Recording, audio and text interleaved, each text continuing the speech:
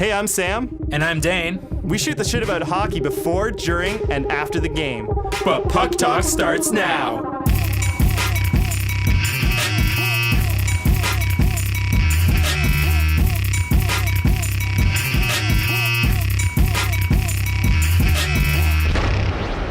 Okay, welcome to Puck Talk. I'm Sam. And I'm Dane. Dane, we got a lot to cover. It's been a while since we've been here. And the first round's over. The second round's just gotten started. As of when we're recording this, it's day 2 of the second round. We got to get into this. There's a lot of topics. I want to cover the first round. We got to talk about second round predictions. And then there's a lot of stuff going on in the league outside of playoffs. There's a ton of coach and GM shuffles. Award nominations are coming out. And then I'm going to talk a little bit about players playing through injuries in the playoffs and if that's dumb or heroic, as some people might say. But anyways, let's get into the first round. Pretty crazy first round. For sure. Like if you told me before the playoffs started that there was going to be 18 overtimes. Yeah, nuts. If you told me that there was going to be an 8 seed sweep a 1 seed for the first time in the history of pro sports. And if you told me that Jake Allen was going to be the best goalie in the playoffs, I probably would have told you you're a big fat liar. Yeah. But all those things happened. It's crazy. It's cool. I mean, that's what's exciting about it. It's sad if you are making predictions. And I mean, personally, mine were pretty bad. And we'll get into that. But yeah, but I felt watching these playoffs that one goal was like bounces were happening that like controlled series. You know, there's so many 1-goal games. Yeah, totally. Calgary. Mm-hmm. I feel like Calgary got shafted. Yeah. Off like one bad bounce in game 3 to put them up. They were in OT. Right. About fluky goal, or they were leading actually. Fluky goal led to OT. They lost in OT, and instead of going down 2-1, they went down 3-0. And a 2-1 lead mentally is so different than a 3 lead. Yeah. Totally. Absolutely. So it's crazy, yeah. There could have been a lot of different results just depending on a couple bounces. I totally get that. You got to be pretty proud of your buds. I do, yeah. Speaking of a couple bounces, that series I feel like typified the first round when we're talking about lots of overtimes. 5 overtimes in 6 games. And yeah, overall for that season, you got to be happy for a team that had no expectations going in to go into the first round. And kudos to us for nailing that prediction, Washington in 6. Yeah. But even that prediction, saying that Washington would win in 6, I don't think accounted for how close it truly was because every game was just a couple bounces away from, it could have been a Leafs in 6 series easily. Yeah. The way we watched that series go down. So really cool. It's interesting though, because this is the last season I would say the Leafs kind of are in this bubble of, well, you know, we're just happy to be here. This is kind of, you know, we're playing with house money. They are in, I would say, contender window starting next season. Totally. They've got to go deep now. It's cool. And I like that we're kind of ready for that in this city with Toronto sports teams because the Raptors have been like that. The Jays were like that for the previous 2 seasons where we're not just complacent with getting into the playoffs anymore. We're ready for a deep run with all their teams. So it was for a team that has so many rookies like the Leafs, what is something that you learned or that you're excited about that you now know from the those 6 games, because they were a rough 6 games. Like they were hard hitting, like so many cool battles. Like Ovi and Kadri, you know, captain like really stepping up out of nowhere.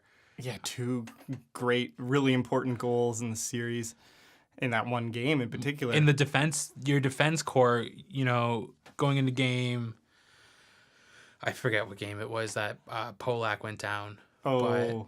Not having Zaitsev and then not having Polak. I think Martin or Gardner and Riley both pulled 40 minutes that game. Yeah, that was the one with the double OT. Yeah, that was game 3. Yeah, with a shortened bench. Like that's crazy. 100%. Like that had to be so much learning for that. Great learning experience. Yeah, and you saw mistakes happen. Obviously, Connor Brown giving that puck away in game 4 to give Oshie that goal to put them up 5-3. About the worst mistake you can make, and you can only think based on that experience it can only get better from there. Yeah. Really cool. The whole team. It's interesting. You don't want to see that team change as a Leafs fan going into the offseason. I feel like a lot of teams are like, well, we need to get this and this. be nice to get maybe some defensive depth. And Totally. we're probably going to lose some guys as free agents like Polak and Hunwick, but the forward lines are awesome.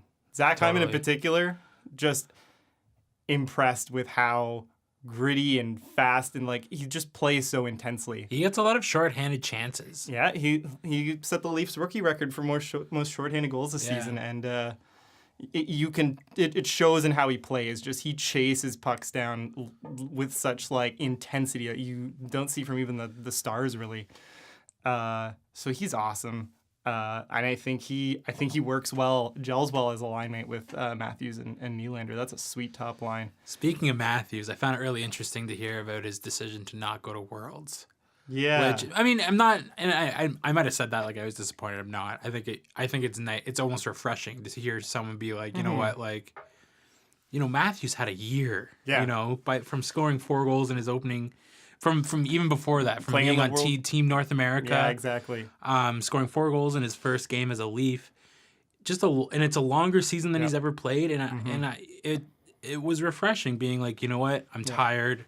I want to spend some time with my family. Like, he has had a whirlwind of a year. He deserves it, and I don't think there's any faulting him in that. And also the World Championships is a tournament that people don't super care about because it's not the best on best because there's NHL playoffs going on. So let him do it. Yeah.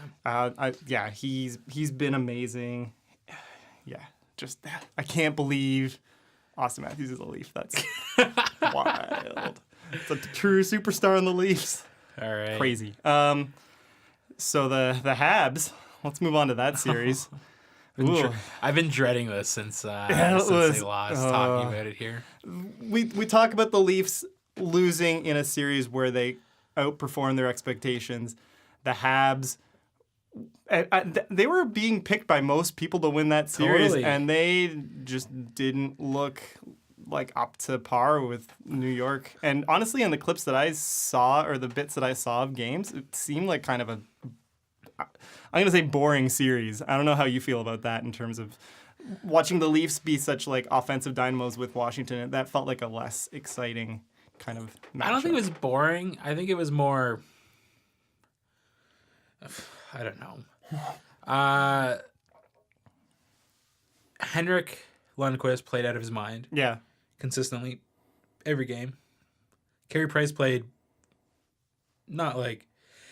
Carey Price didn't steal games. Henrik Lundqvist stole games. Right. So pretty good goaltending battle. A lot of hard-hitting battles. A lot of corner battles.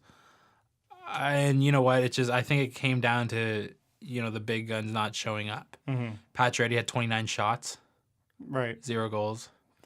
Jeez. And he was their leading goal scorer the regular season. So that's a lot of shots for no goals. Yeah, exactly. Yeah. And I just got, sticks went quiet, and our defense core, I don't know what's happening to it, but Beaulieu was scratched game 6, and I hate to say it, but he might have played his last game as a Hab. I feel like they're giving up on him to scratch. At one point, he was he was gonna be a homegrown top 4 defenseman on the Habs. Right. And he's just struggled to find his place. A lot of people thought he'd play up with Weber, and he got a little bit of a shot, but he never really maximized that opportunity. And, he was scratched a couple times through the season, and, it came to a point where it was do or die, and they sat him for game 6, and I think he might have played his last game as a Hab. That's too bad. And I just think it's right before the playoffs, everything was clicking, and then it just stopped clicking, and, panic. It's Montreal. It's Montreal and Toronto share that, that media. Crazy media frenzy. Yeah, so if, you go through 3 games and your controversial captain hasn't scored, he's going to get attacked in the media, and, it all comes down to, the moves that Bergevin made, I think. He went after a lot of grit, and he went after, Steve Ott, Alex Martinson, Jordy Ben, Dwight King, all at the deadline. No one had a goal, I think, out of those. Dwight King didn't score. He somehow found a way to stay in the lineup. So doing that as Bergevin and going out and doing that, and clearly, not succeeding with those acquisitions making a dent, does that make him seem like he's not up to the task in Montreal? Like he's built a bad team? I think that's that's the thing everyone's wondering, but nobody wants to ask, I feel like right now. You know what? If you ask me 2 years ago what I think of Bergevin, I'd tell you he's one of the best and most underrated GMs in the league. If you go back, there's been a lot of good moves he's made, but at the same time, there's been a lot of shit moves. Right. Well, it's interesting because the overall identity of the team is kind of the thing I feel like that's been called into question after this season. Like what is this team? Is it it's not really a high flying offensive team like we see like all these teams with firepower up front. It seems a little more defensively minded. But then there's, it's kind of is there defensive depth? Yeah. Yeah. Like if you go back to what you just said about the Leafs wanting depth in your back end, that's one thing Bergevin does do. He has oodles of defensemen who can replace basically anyone. We signed Zach Redmond. I say we like I'm part of the management there. Zach Redmond was signed before the season, and he didn't play the final stretch of the regular season. He didn't play at all in the playoffs. But he's an NHL caliber defenseman. He's like a fifth or sixth guy, but he's there if you need him. We got Nesterov off waivers. He's a 5 or 6 guy, and he's there if you need him. Same thing with Davidson. Right. So depth's there, right? Depth is there. It's just like Bergevin has some kind of like default where he always wants grit over anything. And you know what? He made me really nervous at the season-ending presser. Yeah. He has a quote, and he says, "I truly believe teams have won the Stanley Cup without a number one center." Implying that the Habs are one of those teams. Implying that we're not going to get a number one center ever. Yeah. So Pacioretty's like not that at all for this team. No, well, Pacioretty is not a centerman. Oh, he's a winger. Yeah. Okay. Well, there you go. I think it was more a reference to Alex Galchenyuk. Yeah, Galchenyuk. Right. I feel like, he spent a lot of time on the third and fourth line. Yeah, he clearly not showing a lot of confidence in. Yeah. So. A few days after they got bounced, they signed a pretty offensive-minded defenseman from the KHL, which is something I hope to see maybe 1 or 2 more moves. I love that, like, Bergevin chops in the KHL, I mean, Radulov was an awesome pickup for the Habs. And now I feel like Montreal's a very European city. Like, it's, like, between old Montreal, the size, the politics, like, it's not like downtown Toronto. It's not like downtown Vancouver. It's very European, very humble, kind of quaint town. And now that they have Emlyn, Markov, Radulov, Galchenyuk, they've drafted Sergachev, and now they just signed this other defenseman from the KHL. It's 7 Russians. Okay. Yeah. So maybe we can go out and get like... You can attract people because it's like... There's a guy named Shipachev who could be like a number 2 centerman. Okay. And there's a guy named Dadonov. They both played on Team Russia at the World Cup of Hockey. And, if he could pull one more move out of the KHL, I don't think it would be a bad thing. Right. But I think a lot of people are I think this is the point where people are now questioning, like, how good of a GM is he really? If they don't go... I have to believe that if they don't go deep next year, he's out. Right. Well, their window will be closing on... their window closes when Price is still very much in his prime, but... he's starting to get to the I've peaked in that prime, or I'm at like the peak age in that prime, and it's gonna start to plateau and then go down from there. So and he's gonna get a pay raise. True. How does that affect your cap? Man, it's crazy. Bergevin's like, we have no plans on trading Price. Yeah. It's like, great. But I've heard that before. Yeah. Like, you can't say that a year after you did the Superman thing. Oh, man. All right. Oh, man. Well, so I'm disappointed. It was very lackluster. Right. Like you wish they had shown more fight than they did in the series. It seemed pretty evenly matched on paper and going in, and people were giving Montreal the edge, but it's typical Montreal. They just don't show up. So it was New York in 6. We both had Montreal. I had Montreal in 5. I had Montreal in 5. That's how confident I was. Sam, you had Montreal in 7. Neither of us got it right. Oh, well, better luck next year. Better luck. There's always next year. Good old Leafs saying. Boston and Ottawa. That was the other series that I definitely screwed that one up. This McAvoy kid is unreal. Yeah. I knew about him before the playoffs. You know, I watched him at the World. I watched him at the World Juniors. Mm-hmm. I knew he was going to be good, but holy crap, he was logging 25 minutes a game in the playoffs. He just comes to the NHL playoffs and just logs almost as many minutes as Chara. Yeah. Like, insane. And crazy. Like, sure, he had. I watched a couple of their games. I saw him turn over the puck twice, and like, kind of bad plays. Right. But I mean, you're getting 25 minutes from a stud who's like, you know what I mean? 25 minutes a night in the playoffs. That's unbelievable. That's nuts. And you made a post on our Instagram about how he's been playing so many games just for a variety of different teams this year. So he's going over to play for Team USA in the World, and it's going to be his 5th team this year. It's nuts. He started the season at Boston University, BU. He took a break at Christmas to play for Team USA World Juniors. Right. He finished the season at BU. Went on to play AHL. He had 4 games in the AHL before getting called up to the Bruins. Bruins they had, Krug was injured, Carlo was injured. They had some injuries to fill, so he jumped into the playoffs, played 6 games in the NHL, and now he's off to play for the USA. Crazy. His 5th team. And that's pretty crazy. And, he's only up at, like, I think 60-something games, which isn't a full NHL schedule, but you have to remember this kid was a student this year. Yeah. He was going to school last year. Jumping around so much, that's got to account for a lot. Exactly. He had exams this year. He's never played this many games in a season before. Yeah. So that's wild to be. He's got to be a front runner for the Calder next year. Right. Like, no doubt about it. Mm-hmm. I could see that. Well, that team's got some good young pieces like Pasternak and McAvoy and Krug. Like, it's interesting because I think people were talking about a year ago or 2 years ago, Boston's this team that is kind of seems like they needed to retool and stuff, but they're sort of retooling on the fly as well. Yeah, and I feel like teams can properly scout, like properly managed teams can do that. Mm-hmm. You draft well, you scout well. Yeah, and you never really have to, rebuild. You just kind of adjust on the fly. And if you have the prospects coming in that can rise to the occasion, like McAvoy can, like Carlo can, I think you'll have an easier time transitioning from like kind of like the vet team to the kind of all rookie team. Right. But Ottawa, Ottawa. No, I don't mean to knock the Bruins off or knock the Sens off. Anything. Like, they played a great series. Mm-hmm.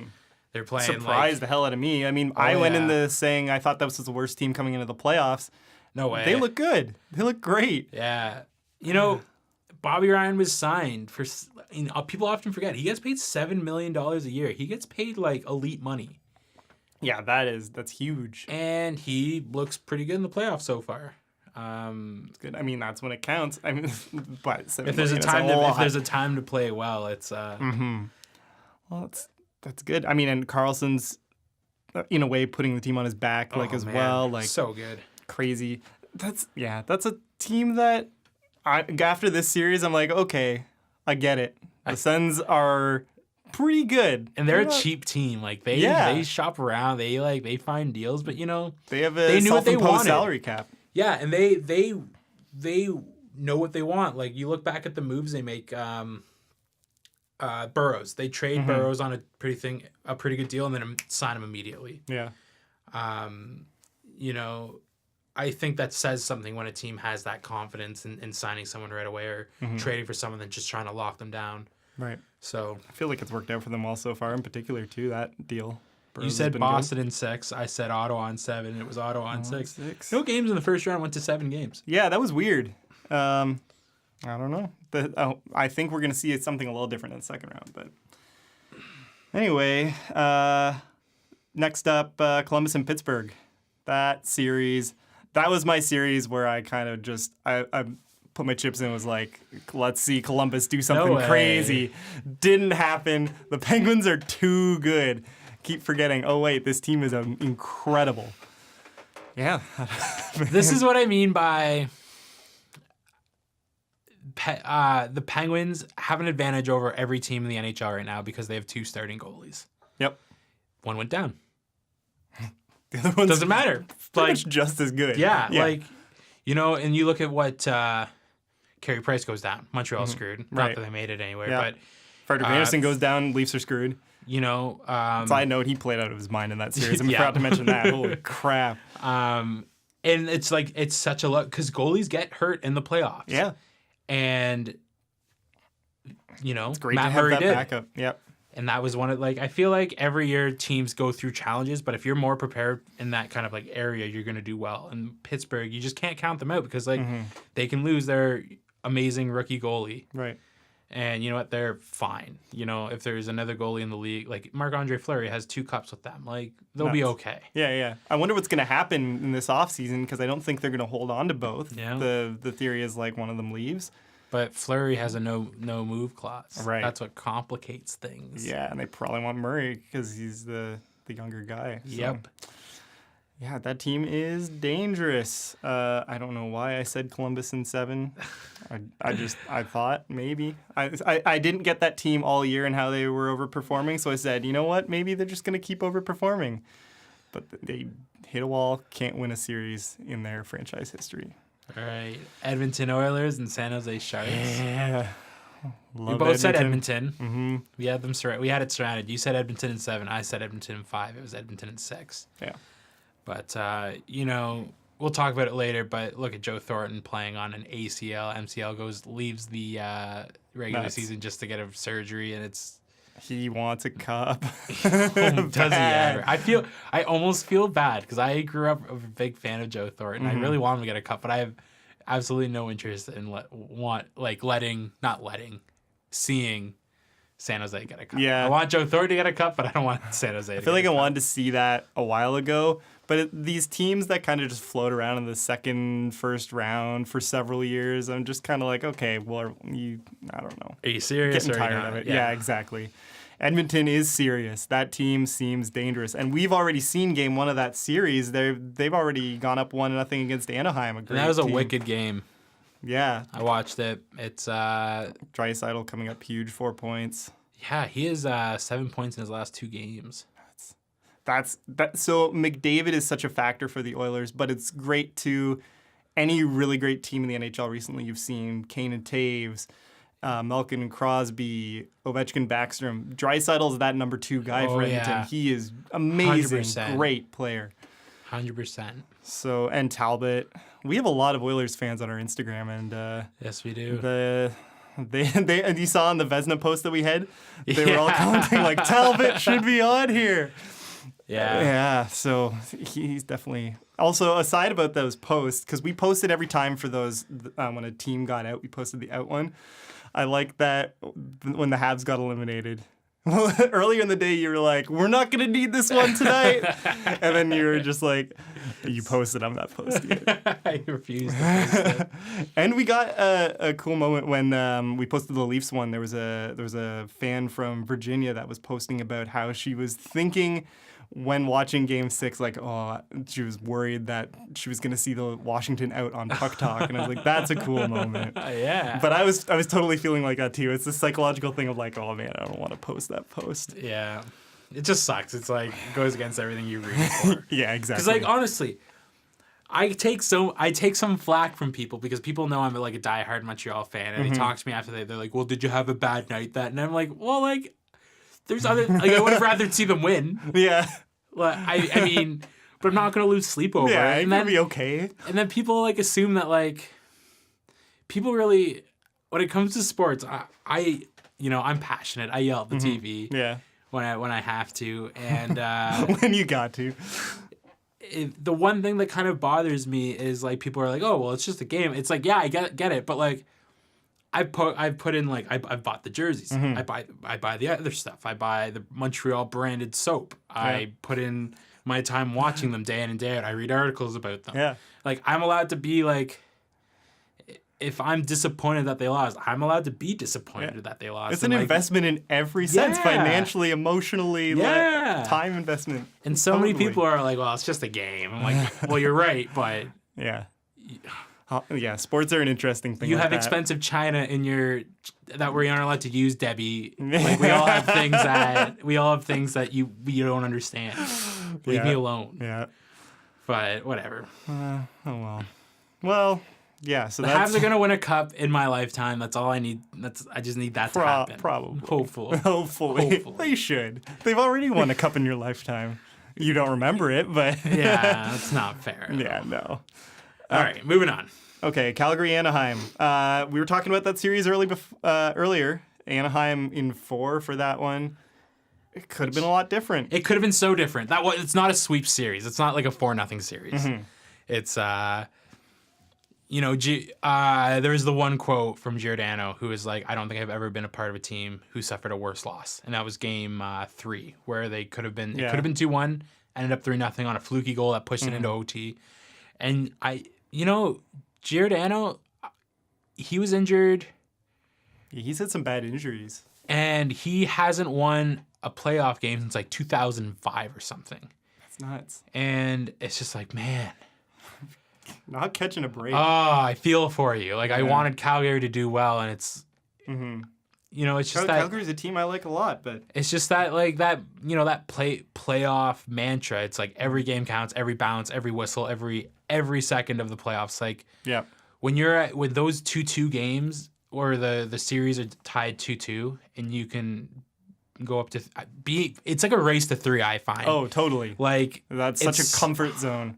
Usually, it's crazy when you're up 3-2. You're like easy as anything, easy as anything to win that 4th game. And then when you're down 3-2, it's like we're just down 3-2. Exactly. Just a couple of wins. Win one more game, we're tied up again. That's right. And it messes with your mind a little bit. It is totally, and it's like for fans it's that, but for the players it's amplified so much more. Oh, for sure. And so that going down 3-0 for them in that crucial game where they lost, So it's been 29 games now that Calgary has lost in a row. Still couldn't win in Anaheim. Yeah. Man, I feel for them. It's too bad. It's that was a tough series. I'm not a big fan of Anaheim. I don't think they're going to get past the Oilers. But no.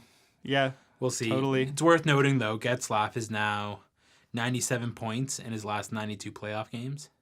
He's a beast. Like, that is a playoff performer. Yeah. Like, holy. A guy that won a cup as a rookie and as a rookie pretty early on. Yeah. When Niedermeyer was the captain. That was a good Ducks team. Yeah. Slimy, Niedermeyer. I can remember that year J.S.G. Garrett had like this insane, like 54 save shutout or something. Actually, other fun fact, I think today, as we record this, it was 10 years ago today, that Dominic Hasek had a 70 save shutout. I just read it. It was 10 years ago today, I think. So with Ottawa? I will tell you in 2 seconds. Where is Must be Hasek greatest ever. Oh man, my favorite player. I had so much fun watching Hasek. Oh my god, I gotta wear my Hasek jersey for a podcast. That's a good dude. Do. Yeah, for sure. 20. Oh no, I'm crazy. Not 10 years ago. 20? 23 years ago today. Oh, okay. I was gonna say that'd be very late career for him. Yeah, so 23. He was with Buffalo, or that they wore the unreal black and red. No, they're wearing the white with the blue circle logo with the oh really sword. Yeah. Oh yeah. 70 save shutout. So they were playing against the Devils when they wore the green helmets. Oh, that's a throwback. Yeah. That's some early 90s shit. Wow. Yeah. Another noteworthy thing I wanted to point out in that series was Elliott getting pulled after one goal in the last game. It got definitely, absolutely his last game as a Calgary Flame. You can't do that. That was stupid. Yeah. If you're going to pull your goalie after one goal, don't start him. Yeah. That just messes. Now you're bringing a cold goalie, what? 10 minutes into the first, 5 minutes into the first. Like, I thought that was weird and stupid. And that was giving up the series right there. I thought that was... ridiculous.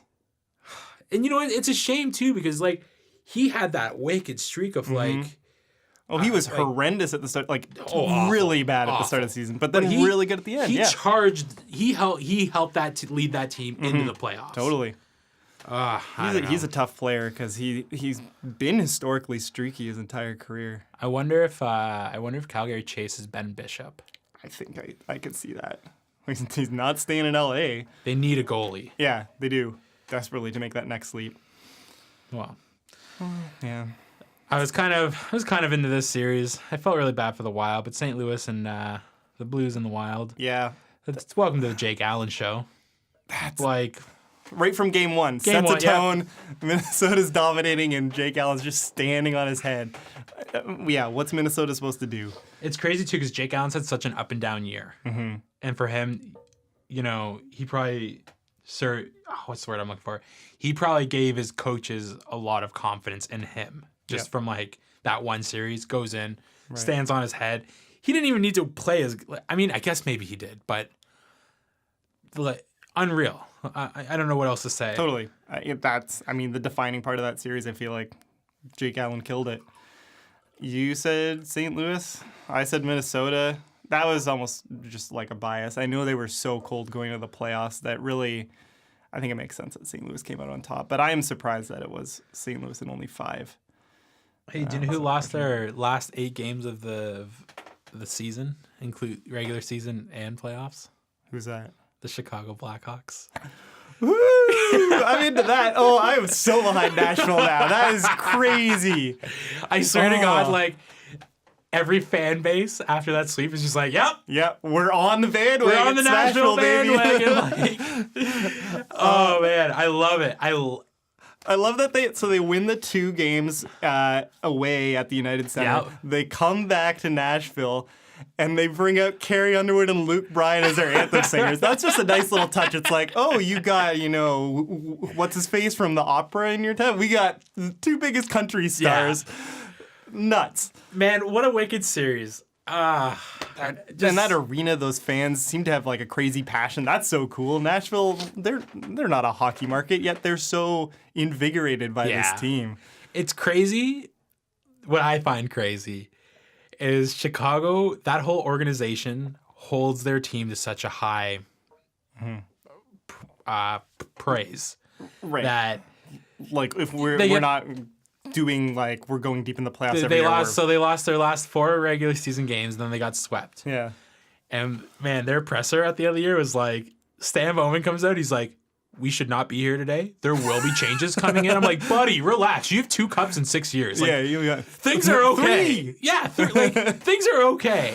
Yeah. And it's just like that whole presser was so like, oh, like we've got some changes. We got to figure our problems out.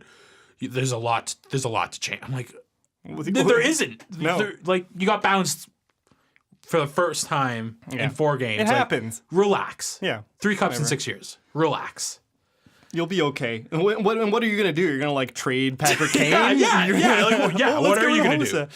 Yeah, you've spent all the money you can on like your core players. The only thing you can do is hope that they don't go cold and that you bring in like semi competent. There's gonna be a time in like 3-4 years. They're on the decline now for sure, but in 3-4 years they're gonna have to make that retooling step, but not right now. You're not gonna move your main pieces that are like your integral core of your team. I have this theory that Patrick Kane and both Jonathan Toews are players that will be able to play until like they're 40 and be like relevant. I could see that. Patrick Kane is like so like he scores a lot of goals because he just has hands, and he can. Hands are something that just don't go that go away. Right. Like he can score and dangle until he's 40. Well, that's like Yager. He just got slower, but like he's still got the hands. Yeah. Yeah.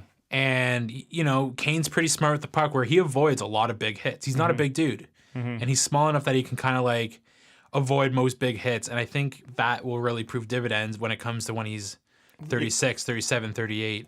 He really hasn't had any serious injuries in his career, has he? No, and Taves being just like a really defensive forward, like he'll be a relevant centerman. Top 100 all-time player, Jonathan Taves. Yeah.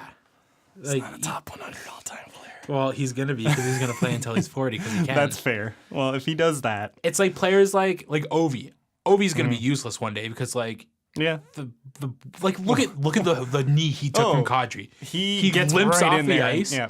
And then he's back in the next period, and then when people call him out on being gone for a period, he's like, "Oh, I was just watching TV." It's like, well, No. I guess you were. You're probably in a lot of pain. You probably took like 8 shots of whatever to numb it. Yeah, that is which true. is fine, but like you're gonna be a sore old man when you turn 38. Yep. Yeah, we don't think about that with people talk about the fact that Ovi could rival Gretzky's goal scoring record, but he won't get the longevity out of his body. Like he's too hard. Right. He's gonna hit a wall soon. That's too bad, but that's why their window is now too as well. Yeah. I mean, for a lot of reasons. But anyways, Nashville, I am so on board. Yeah. We both totally thought Chicago. We said 5 and 6 games. Like I said, 5 Nashville and 6. 4. That's unreal. No one, like very few people, I think, saw that. Well, obviously saw that coming because it was the first time in history, like you said earlier, that 8 seeds up to first seed. Yeah. Nuts. Okay, so we just went through all the first round matchups. We don't have to dive into I think I'd rather talk about the other league notes and just like to preview the semi matchups. Yeah. Do you want to do quick predictions? Really quick. Okay, so Ottawa, New York. First off, I just want to say I'm really excited for the second round. Yeah. Because I feel like every round has something. Like you got Ovi facing Sid, always good. Obviously, that's a marquee matchup.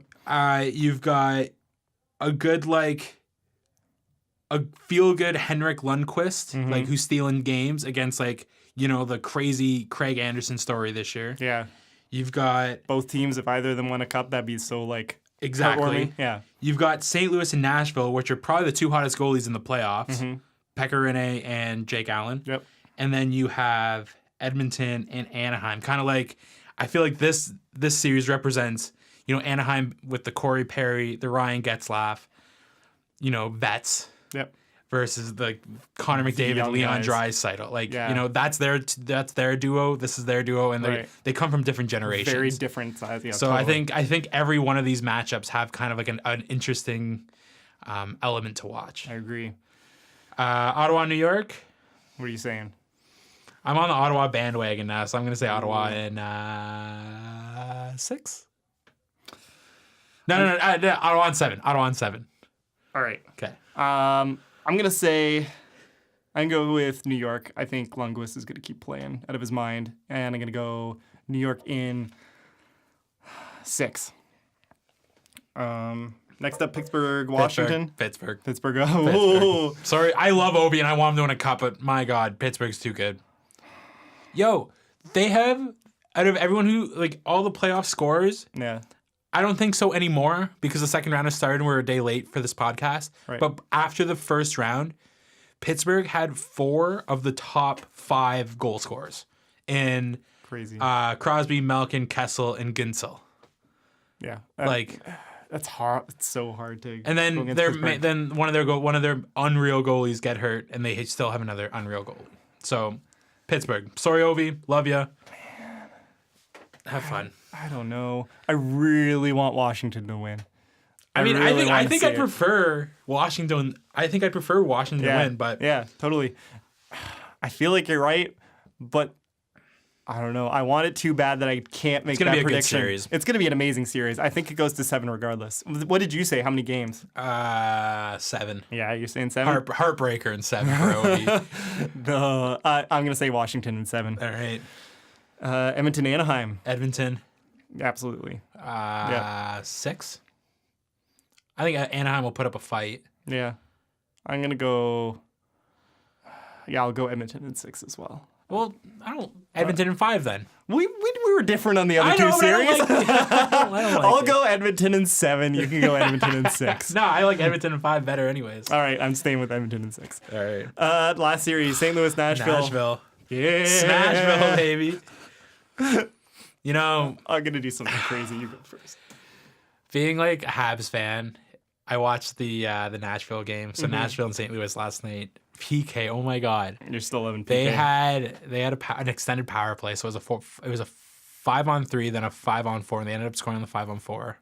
Maybe they scored on the 5-on-3. Anyways, regardless, I bet you I saw PK wind up for 6 shots. just 6 bombs from the point. Yeah. And and then he made an awesome pass on the line. I was just like, this is what Montreal needed. Yep. This is what Montreal needed in the playoffs this year. They needed someone to run their power play. Bergman had a quote about, like, if you're drafting late, generally, it's really hard to, like, build talent that way. And I remember someone tweeting as a response, well, you did that and then you traded it away. Your late draft kind of miracle. Man. But, yeah, he's great. Nashville's great. Yeah. I'm going to say Nashville in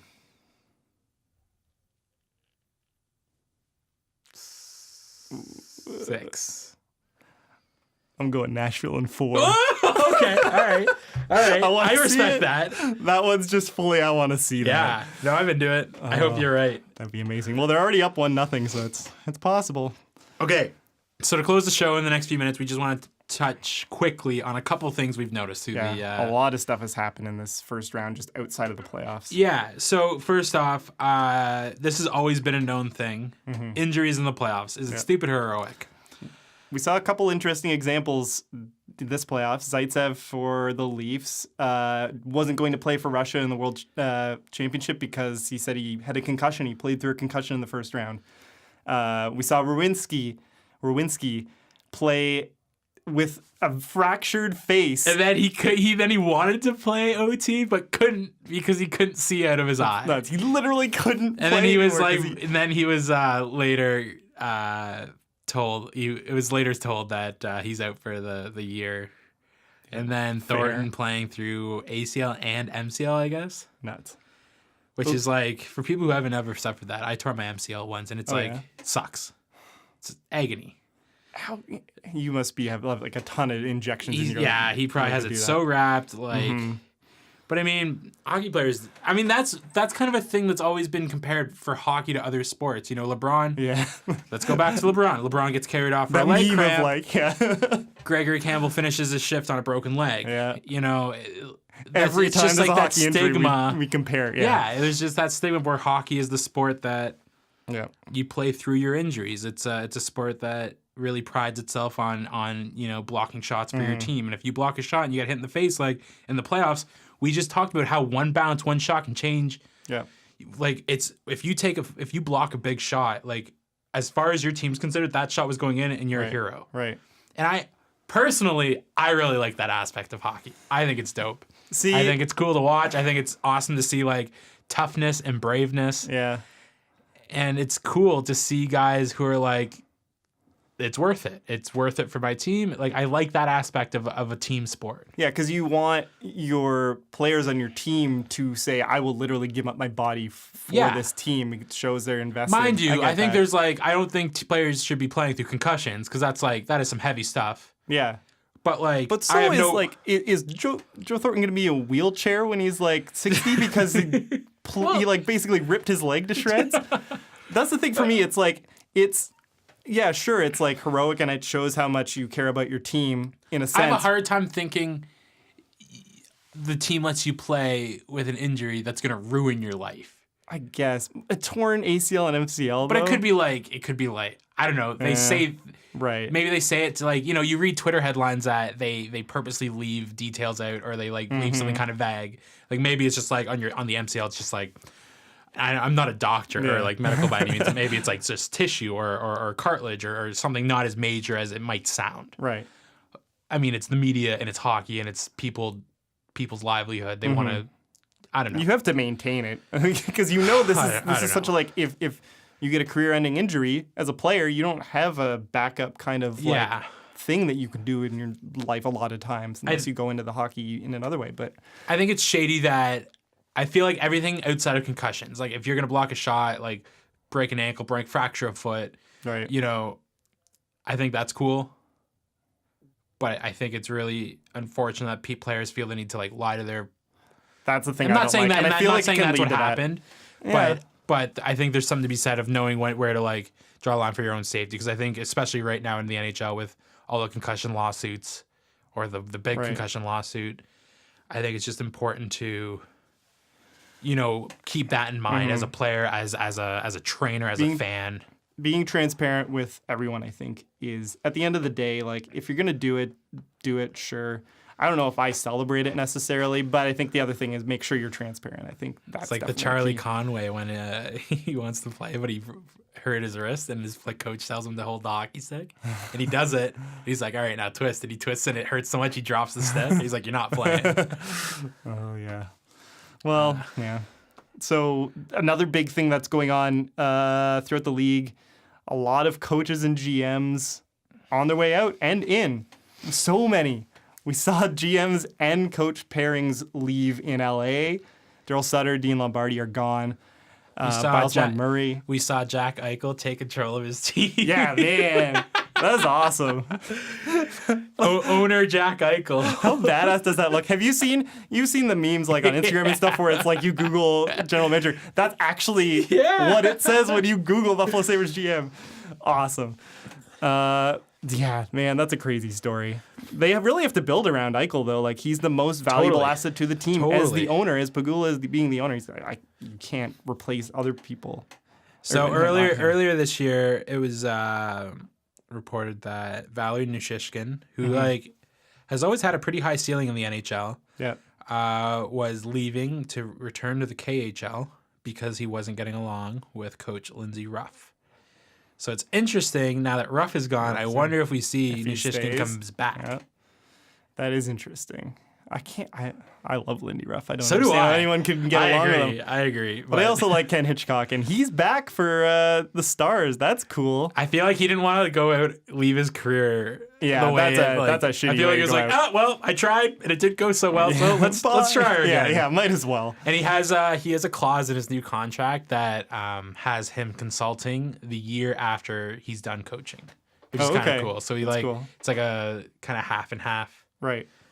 It's awesome. I hope. So now that Bilesma is gone in Buffalo, maybe Lindy Ruff goes back to Buffalo and Hitchcock is in Dallas. Oh, that would be to the finals again. That would be really cool.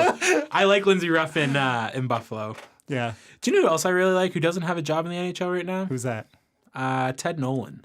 Oh yeah. He was dope. He's a great. He coached Latvia. He coached Latvia in the Olympics when they tried the door trick when you win a face-off, you get someone to change on the close side of the door, then you send someone at the far side of the door, and you literally, the person goes in the bench in front of the defenseman, and someone goes out the bench on the other side of the defenseman, and you feed him a pass. It's like a cherry-picking. Oh, it's awesome. And he ran it, and he got away with it, and it was sick. Yeah, they give Canada a scare in that Olympics with Nolan. He's a good coach. I hope he comes back soon. I do too, yeah.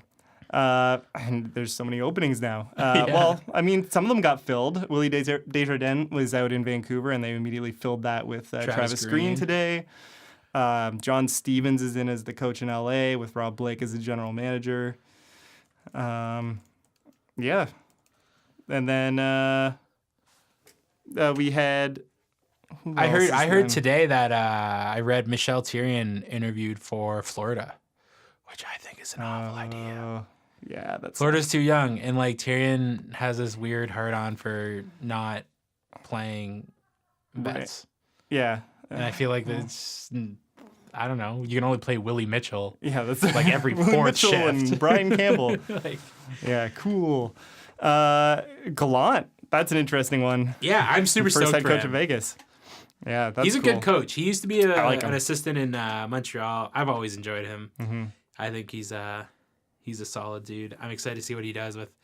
I think as a coach, that's a really interesting opportunity to coach a brand new team. It gives you because really, their first few weeks of success are solely on the coach. Not solely on the coach, but if they do well, it's like they're doing well because of the coach. Yeah. Totally. They don't know each other. There's no existing team chemistry. Like when a new coach comes into an existing NHL team. So I think there has to be some kind of element of excitement for him to be in that kind of position to. Yeah.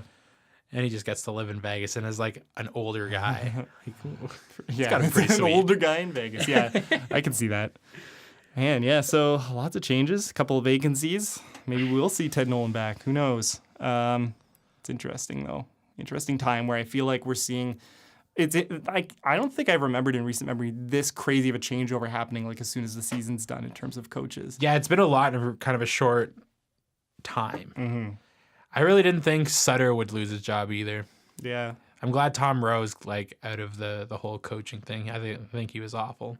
Yeah, he was a brief intern basically. But it always surprises me. Like I thought Tortorella in Columbus was going to be like awful. Yeah. Now he's about to win the Jack Adams. I would think. I think he's got it. Like we'll save that for another show. But that's weird. But I don't know. Coaches can be a little bit kind of like voodoo-y, I feel like. You never understand. Okay, so as we record this, the second round of the playoffs is underway. You've heard our predictions. Yep. We will record a new podcast after the second round. Yep. There will be 4 teams, and I think that's it for this week. Yeah, so thanks everyone for listening. Thanks to Tattoo Sound and Music. Check them out at ta2music.com.